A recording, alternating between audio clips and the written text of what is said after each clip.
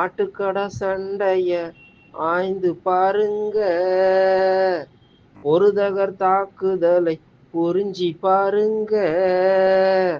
உடனடியா இல்லாம ஒடுக்கமாக இருக்கும், அது போல ஊக்கமுடையான் ஒடுக்கம்.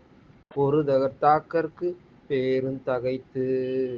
ஆட்டுக்கடா, ஆமா, ஆட்டுக்கடா சண்டை போடுவத பாய்ந்து பாருங்க, ஒரு தகர் தாக்குதலை கொஞ்சம் புரிஞ்சி பாருங்க. உடனடியாக இல்லாம கொஞ்சம் ஒடுக்கமாக இருக்கும், அது போல ஊக்கமுடையான் ஒடுக்கம். ஒரு தகர் தாக்கற்கு பேரும் தகைத்து. ஊக்கமுடையான் ஒடுக்கம், ஒரு தகர் தாக்கற்கு பேரும் தகைத்து. ஒரு தகர் தாக்கற்கு பேரும் தகைத்து.